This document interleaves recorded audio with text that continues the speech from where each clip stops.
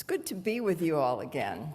And when Shirley was reminding us of the history of the Daisy Myers Fund, I remembered that I was living in Levittown in 1957, having moved from Chicago to Levittown.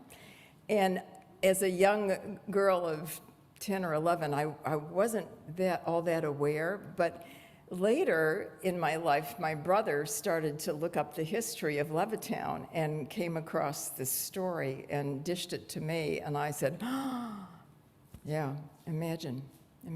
So how good that this church has had a laudable history in terms of the issues of integration here in this community.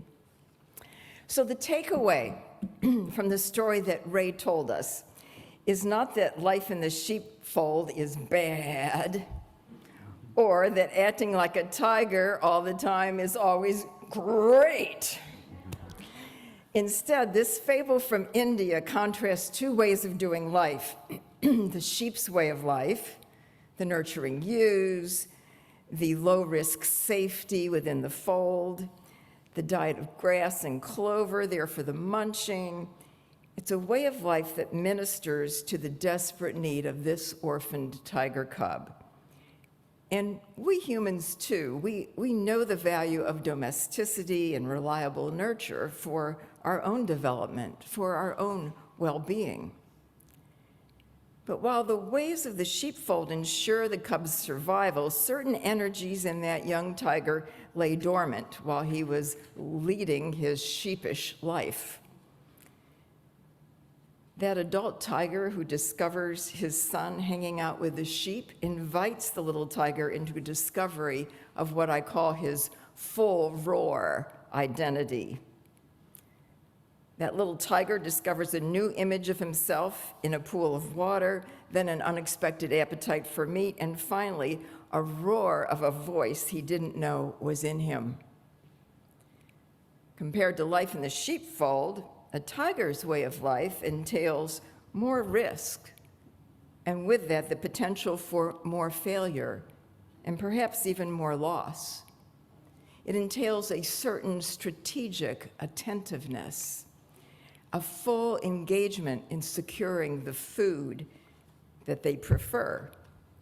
And as Ray's telling of the story suggests, it also entails more responsibility for the use of their powers. For once convinced that he's a tiger, the growing cub resolves to protect the sheep herd from fellow predators.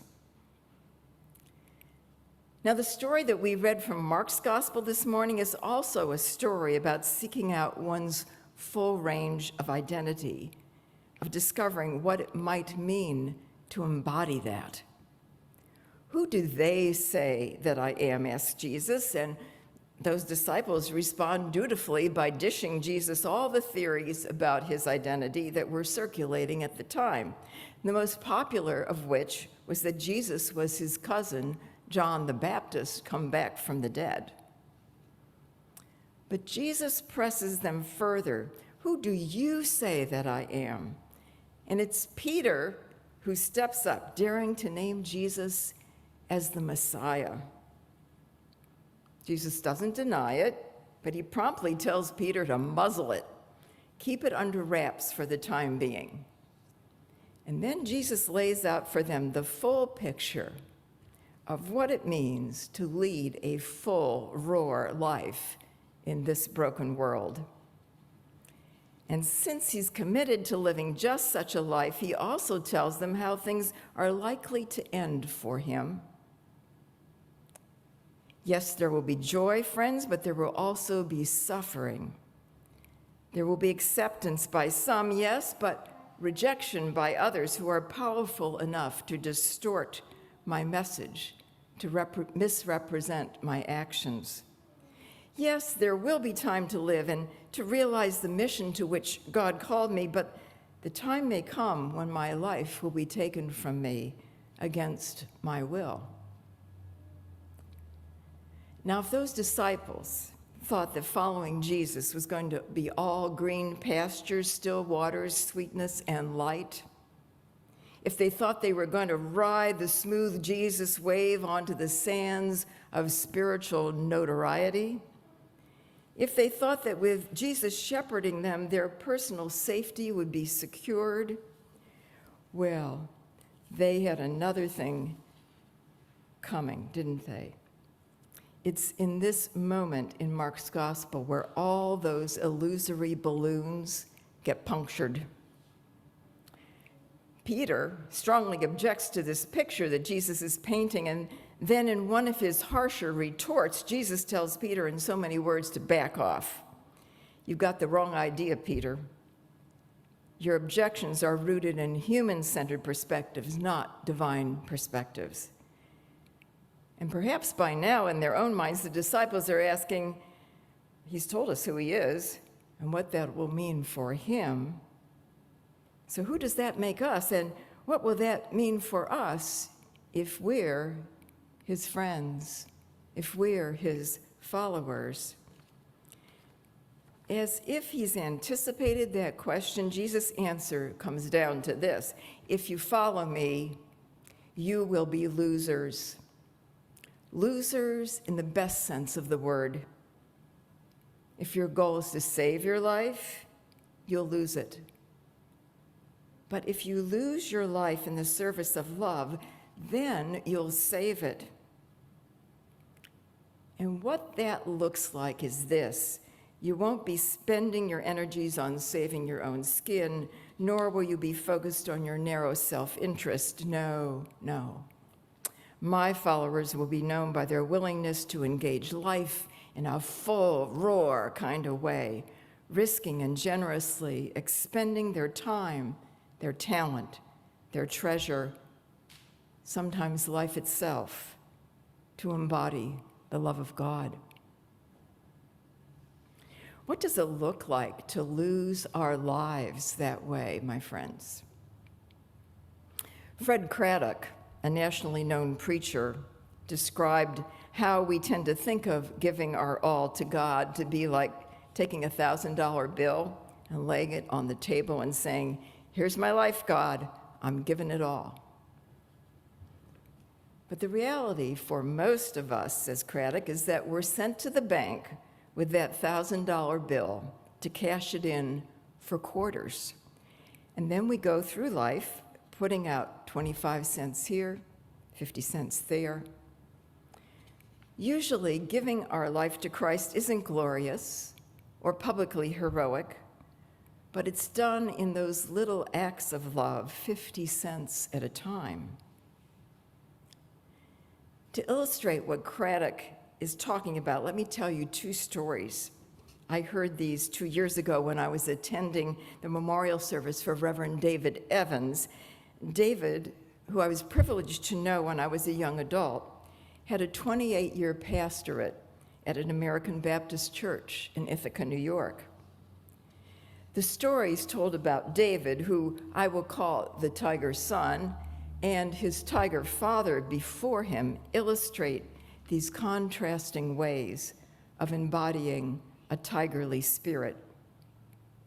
In the father's case, he might have been said to have risked at least laying down a $500 bill on the table, while in the son's case, it was less personally risky, less public, but nonetheless a creative expenditure of love. Now, David's father pastored a church in Colorado during the Second World War, and a man of Japanese descent began attending the church, and in time he requested Christian baptism and church membership. Some folk in the congregation objected to the man's inclusion. After all, they argued, he looks like, and maybe he's in cahoots with the enemy our boys are fighting over in the Pacific. The pastor did not capitulate to this bigotry. He insisted that this man was as much an accepted child of God as anyone else in the flock, and he proceeded with his baptism and granted him church membership. You can guess what happened. For this courageous act, the minister lost his pastorate and the parsonage where his wife and family were housed. They were obliged to relocate while he looked for another church that would be willing to call him. an expensive and an admirable act of Christian love and principle, to be sure. And what of his tiger son, who himself eventually became a pastor, the man that I was acquainted with? Well, in his lifetime, David was never faced with so steep a price for fidelity to the gospel as his father paid. But still, I say his nut did not fall far from his father's tree. It's true that during David's long pastorate in Ithaca, he got behind some risky and courageous public initiatives, but it was clear from other stories told at his funeral that David creatively spent his assets of love in more private, hidden pastoral encounters, and this was one of them. A young couple came to Dave asking if he would marry them. After making some effort to get to know them, David agreed, and then other conversation followed, during which Pastor Dave asked whether they had an interest in joining the church.